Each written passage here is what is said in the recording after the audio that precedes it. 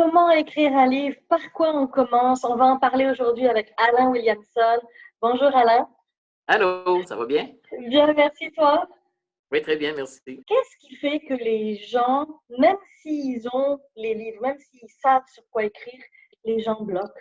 Oui, bien en fait, il y a plusieurs raisons pourquoi les gens bloquent, hein. Donc, souvent, on a peur du refus, on a peur de ne pas être accepté, on a peur que le livre ne plaise pas, on a peur même de notre succès aussi. Parce qu'écrire un livre, c'est se mettre sur la place publique. Parce qu'on peut échanger entre amis, on peut échanger sur le web, on peut partager quelques posts sur nos pages Facebook en disant un peu ce qu'on pense, mais quand on écrit un livre, on se livre beaucoup plus, sans faire de jeu de mots. Donc, on se dévoile beaucoup plus. Et là, les gens nous connaissent plus et il faut assumer ce qu'on est, il faut assumer ce qu'on écrit. Donc, ça devient une certaine responsabilité aussi. Et il y a beaucoup de gens qui ont une peur de ça inconsciente. Ils ont peur du succès, tu sais, un peu le syndrome de l'imposteur, qui je suis pour écrire ça, qu'est-ce que les gens vont penser, etc. Et tu vois, très souvent, je reçois les gens qui veulent écrire, qui m'envoient des manuscrits ou qui me rencontrent, me disent toujours la même phrase: je ne fais pas ça pour l'argent, c'est une idée. Okay? Ça, c'est très louable. Mais quand ils reçoivent leur rapport de vente un an après et que le livre a moins fonctionné qu'ils pensaient, ils sont déçus. Ils sont déçus des attentes qu'ils n'avaient pas, apparemment. Tu sais. Il faut savoir pourquoi on écrit. Est-ce qu'on vraiment on veut livrer quelque chose, on a un message à passer, on a quelque chose à donner aux gens? Si c'est ça, alors le succès, oui, c'est intéressant d'avoir du succès, mais à quelque part, je dis souvent aux gens, rappelle-toi que chaque fois que je fais un salon du livre, il y a des gens qui viennent me voir pour me dire tel livre que vous avez édité m'a tellement fait bien, etc. Alors, le succès d'un livre n'est pas mesurable nécessairement que par les ventes. Oui, c'est le fun d'avoir des ventes, puis on aimerait ça tous avoir un succès du 100 000 copies, mais ce n'est pas toujours le cas. Mais par contre, je sais que les livres qu'on publie vont quand même aider les gens. Donc, si au départ, on sait pourquoi on fait ça, la bonne raison pour pourquoi on se dégage d'un stress de performance. Est-ce que le livre va bien passer? Est-ce que les gens vont aimer? Comment je vais être jugé, etc. On se détache de ça. Donc, ça, c'est un premier point important. Comment on aborde le monde du livre? On l'aborde euh, avec positivisme, oui, mais en même temps, un certain détachement. Parce que celui qui va décider du succès d'un livre, c'est le public. Hein? On peut mettre de la pub, on peut passer à des émissions de télé. J'ai eu des auteurs qui ont passé à des émissions de télé très connues et que les ventes n'ont pas suivi nécessairement. C'est le public qui va décider j'aime ou je n'aime pas. Par exemple, le livre Zéro Limite qu'on a publié chez nous, on n'a jamais eu d'entrevue avec l'auteur. Il est fun avec l'auteur, mais les gens ont aimé, ont adhéré, ils s'en sont parlé.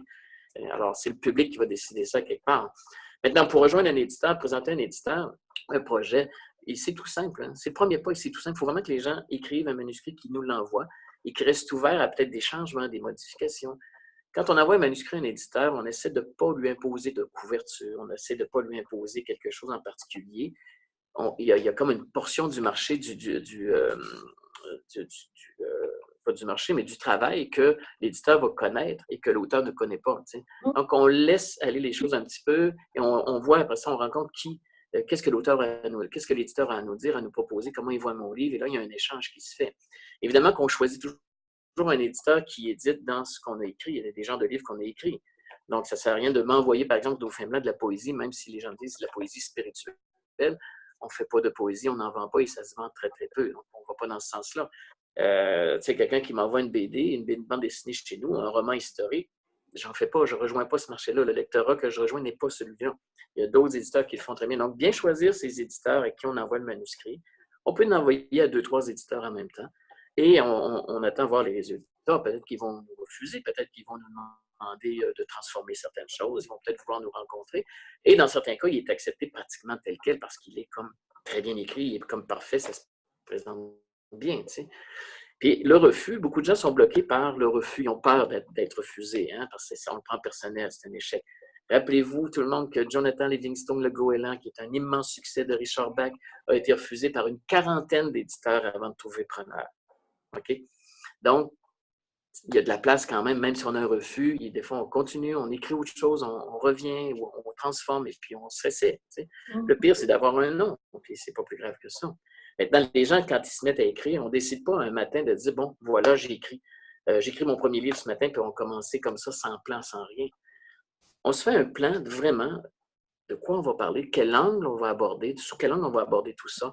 Et on se fait une table des matières qui peut être sommaire, mais qui va nous guider pour avoir un crescendo, pour parler, pour pas que ce soit pêle-mêle, tu vois, pour pas qu'on parle dans un chapitre de quelque chose, on revienne en même temps dans le troisième chapitre sur le même sujet, etc.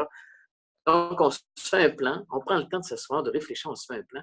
Et avec ce plan-là, on peut commencer. Tu sais, c'est comme si quelqu'un voulait bâtir une maison, puis il se lève un matin et dit, bon, aujourd'hui, je fais le salon. C'est pas comme ça que ça fonctionne. Tu sais, as un plan, tu te fais un plan, même si c'est peut être sommaire, mais tu suis ce plan-là et c'est comme ça que tu vas cheminer. Donc, l'important, c'est d'avoir un plan, de se faire un plan pour travailler puis bien écrire. Maintenant, si les gens écrivent une fiction, ils se mettent comme je dirais, dans une difficulté supplémentaire.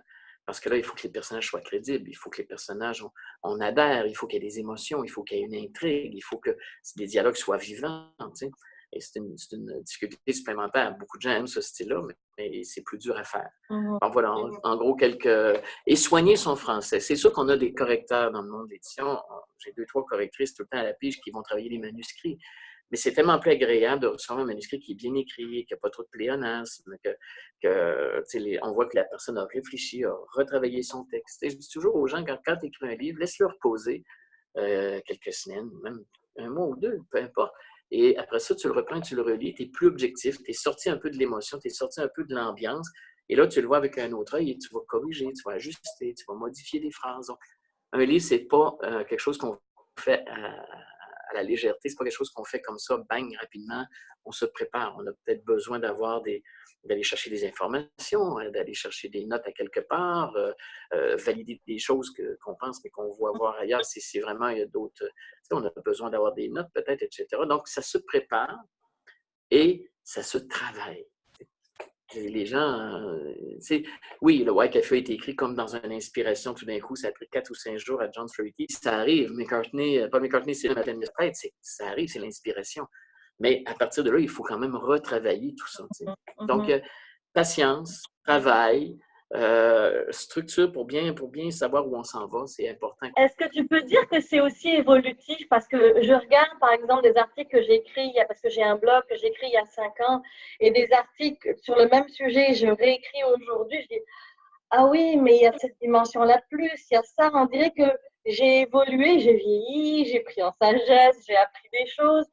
On lit, puis depuis que je fais les entrevues d'inspiration, j'apprends tellement avec les personnes que j'interviewe. Et il y a des nouvelles dimensions, des états de conscience qui arrivent, où tout d'un coup, l'angle que j'avais était bon à l'époque pour une certaine audience, et même pour moi. Et on dirait que aujourd'hui, oui, mais non, c'est à modifier, à réajuster. Et ça, c'est un problème qu'on rencontre fréquemment, c'est-à-dire qu'il y a beaucoup de gens qui vont retarder la publication, ils vont retarder la présentation d'un manuscrit parce qu'il évolue, puis ils disent, il me semble que je suis rendu plus loin que ça.